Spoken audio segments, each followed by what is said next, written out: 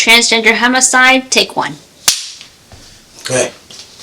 So one of the more interesting cases I'd have, to say the least, we wound up getting a case, and winds up being a transgender homicide. So during that course, we wound up picking up some different people, and so one of the guys looked like a pretty good suspect. So as I was going after him, can we go back? Yeah, it's fine. Okay. You talk about the murders, the murder. Okay. Actual murder was it wound up being multiple stab wounds to the point they cut his carotid and wound up see you later.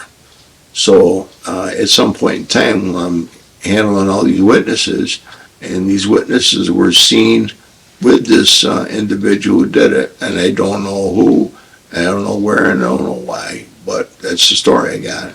So as I'm talking to this one guy, so I said to him, I go, okay, you know, I'll talk about that. I says, is anybody out there doing any strange, exotic stuff?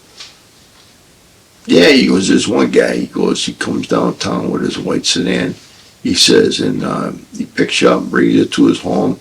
He says, when he gets you there, he says, he hands you a thing of straight pins.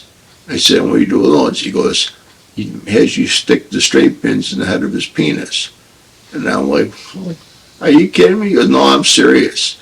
I go, so what are you talking about, 1 or 2? He goes, no, he's just getting warmed up at 8 to 10. I said, all right, well, I don't want to talk about this no more. I said, my partner, I says, you believe this stuff? And he goes, no. So I said to the guy, I go, anything else? And he goes, no, you're not going to believe this one. I go, okay. He goes, guy, you know, the white sedan guy, he comes downtown, he picks you up, brings you to his home in East Syracuse. So he says he has you put on a thong. Okay. I said, anything else? He goes, he gives you yellow fireman boots to put on. I said, you're serious? He goes, yeah. So I said, anything else? He goes, yeah, he hands you a plunger. And I went, what the? I go, what do you do with a plunger? He says, you plunge your toilet. And I'm like, well, what the hell's he doing? He goes, he's jerking off with the biggest smile you ever had on a man's face. And I looked at my partner, I'm like, okay. So we bring the next guy in. We interview him. It's 3 hours, 4 hours of lies. And so I got to the point where I said, listen, is there anybody out there doing crazy stuff? I can't think of anybody.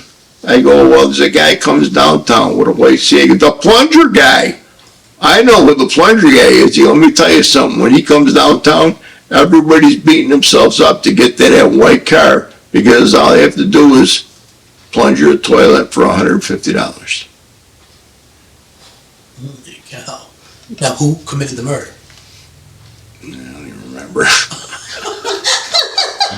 At that point, it didn't matter. Because I said to my partner, I go, we lead a long, boring life. Yeah, you think? Wow. Holy cow.